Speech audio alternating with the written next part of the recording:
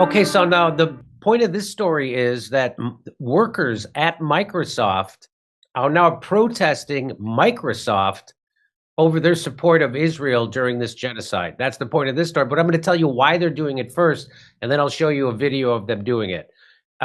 So you see, Microsoft is storing, if you go to the first slide, Yep. Microsoft is storing Israeli intelligence trove used to attack Palestinians. The tech giant developed a customized version of its cloud platform for Israelis Unit 8200, which is housing audio files of millions of calls by Palestinians in Gaza and the West Bank. A joint investigation reveals. But come on. Don't worry. I think you look at the guy. You can trust Dr. Evil, can't you? I mean, let me just say, wait 1 second here. I cannot believe that Bill Gates, who has been to Epstein Island more times than I have been to the bathroom, would be capable of anything like this serious accusation. Okay, let's go to the next slide. The Israeli Army's elite cyber warfare unit is using Microsoft's cloud servers to store masses of intelligence on Palestinians in the West Bank and Gaza, information that has been used to plan deadly airstrikes and shape military operations and investigation by Plus 972 magazine, Local Call, and The Guardian can reveal. What kind of a name is Plus 972 magazine? That's what I find the most interesting about that. What does it stand for? I don't know what it stands for. Plus 972. I don't know. I guess we should have looked into it before the show. And by the way, if it doesn't have naked pictures of Jennifer Lawrence, I'm not interested. I don't care what. Anyway, so Unit 8200, roughly equivalent in function to the U.S. National Security Agency, the NSA, has transferred audio files of millions of calls by Palestinians in the occupied territories onto Microsoft's cloud computing platform, Azure. I think that's how you pronounce it, Azure. Operationalizing, think about that. That's a real word, operationalizing. That's a word. Operationalizing what is like, that sounds like a word I would make up. Are you operationalizing it? Anyway, operationalizing what is likely one of the world's largest and most intrusive collections of surveillance data over a single population.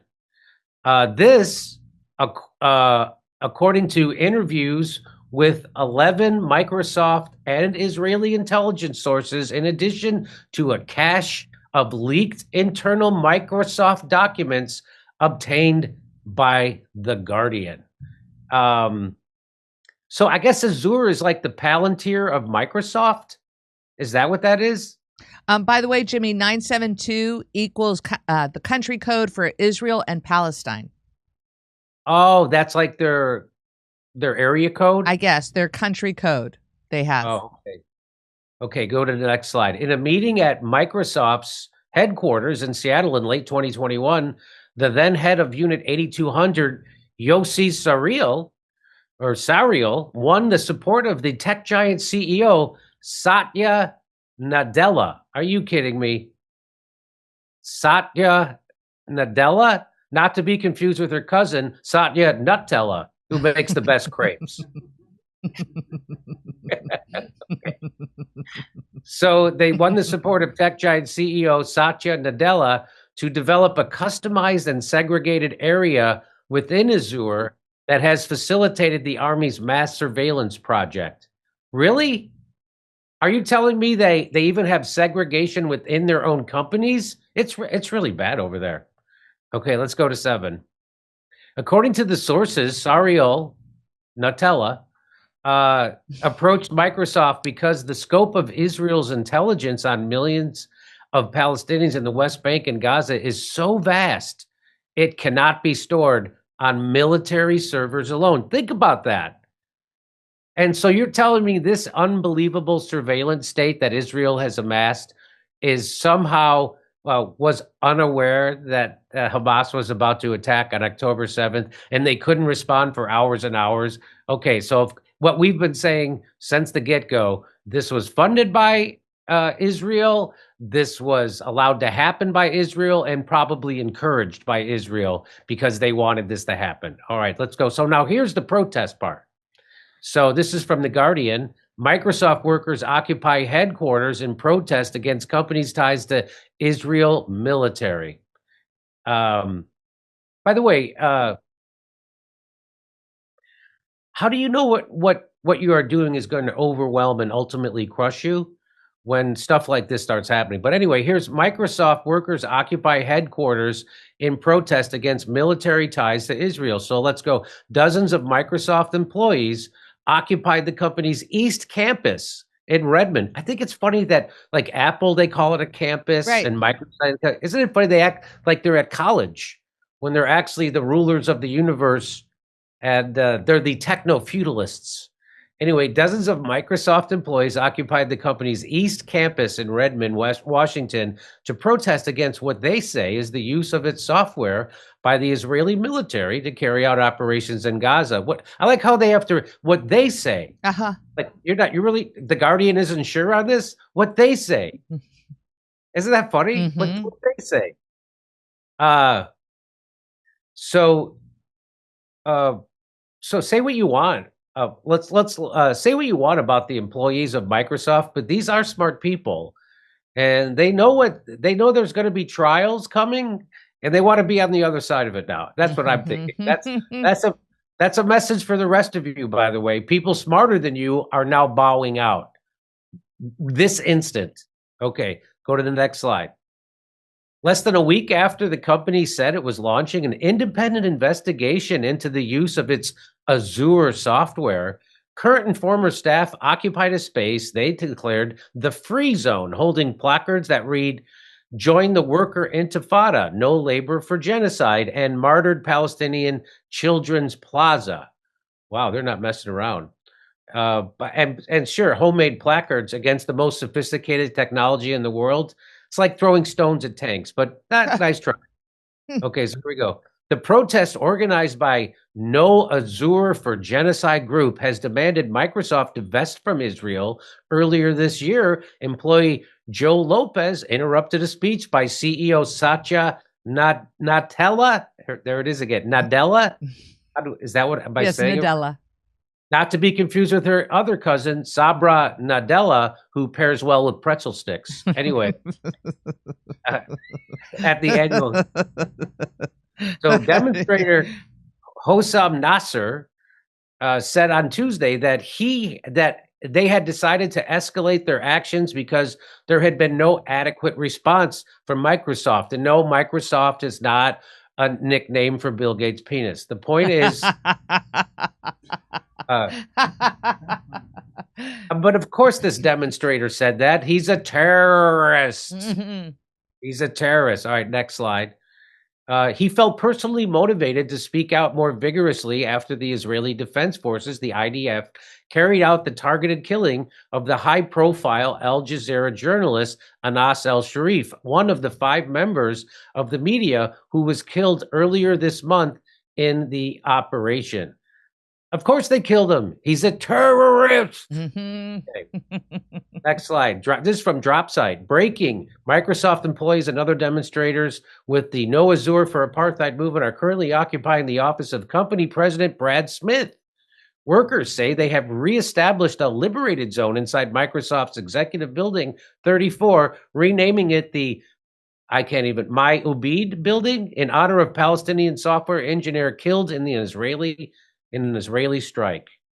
Did you ever think you live to see the day where there is a liberated zone within the offices of Microsoft? Wow. I thought for sure they were going to be enslaved the entire time. But look, they got themselves. Okay, let's go to the next slide. Bloomberg reported earlier today that Microsoft has spent the past year trying to crush employee dissent over its ties to Israel war on Gaza, including enlisting the FBI, working with police, and censoring internal posts mentioning Gaza. Holy effing F.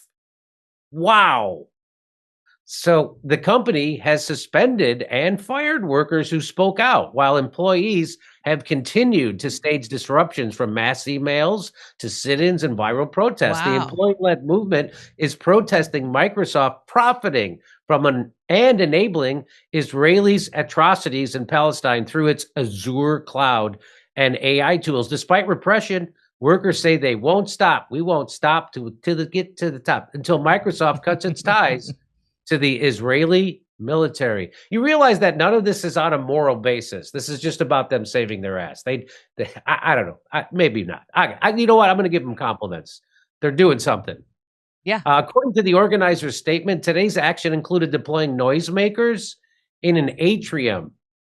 Really? Noisemakers? These people are so disruptive. I like the quiet hum of a 2,000-pound bomb.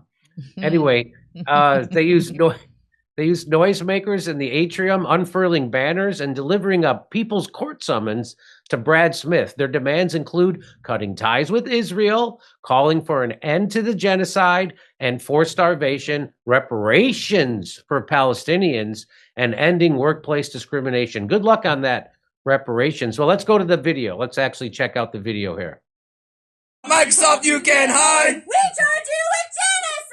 We charge you with genocide! We are here today not because we want to be here, it's because we need to be here. Every day, every week, martyrs are dying. We've lost Anas al-Sharif, we've lost Hussam Shabat, we've lost Rifat al-Arir. Who else can we lose?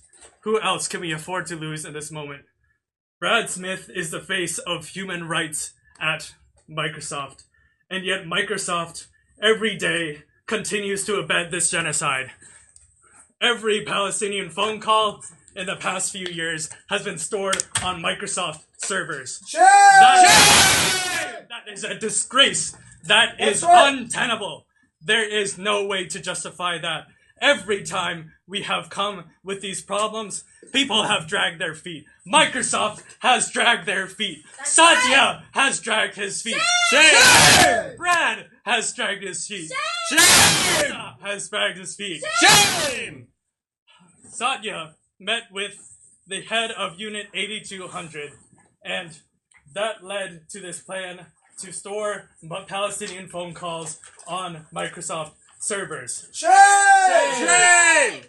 What happens as a result is that every phone call is recorded, it is transcribed from Arabic, it is translated and used in targeting for anything that the Israeli military would like to do. That is a shame. Shame! We cannot spend any longer waiting around, waiting for Microsoft to do what it has to do. That's right! The power is with the people. The people know what is right. The people know that Can you Palestine... pause for a second? Can you pause? It's paused. Can you believe that people at Microsoft don't have better audio? This is this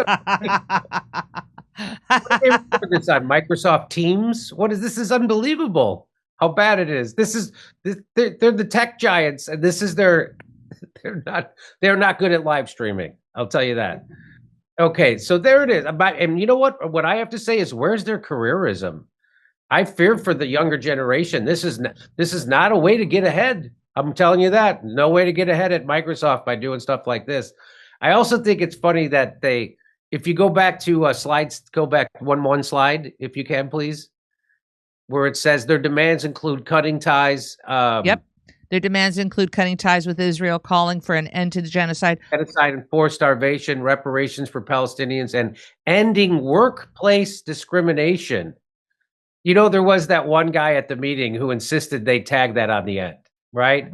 Oh, and also free parking for middle management. How about that? Shut up, Walden.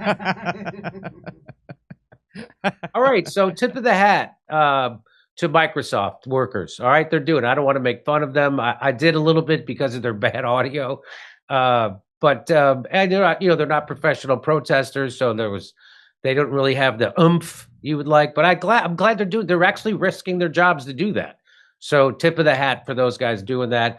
And when they're doing that inside Microsoft, I don't know, is this the beginning of the end for Israel, or is this the middle of the end, or are we close to the end of the end from Israel? I don't know. I don't think the end's not going to come again until, but it doesn't matter because it's the power class, it's the powerful that nobody's for this anymore, right? The whole world is against Israel. The overwhelming majority of Americans are for it, are against Israel. Even the majority of Republicans are now turned on Israel. So, and I think there's parallel protests that Google and Amazon, that's for user for me, says in the chat. So when all the tech, so again, I would like to think that this makes a difference, and maybe it does. I think it does make a difference. How big of a difference, I don't know. But again, it's the power. It's the powerful until they feel like it's not worth it for them anymore. Because apparently Donald Trump and Keir Starmer and all the people in Germany and Ursula they all feel it's still worth it to them. It's still the cost benefit is still in the favor of supporting Israel than standing up against them.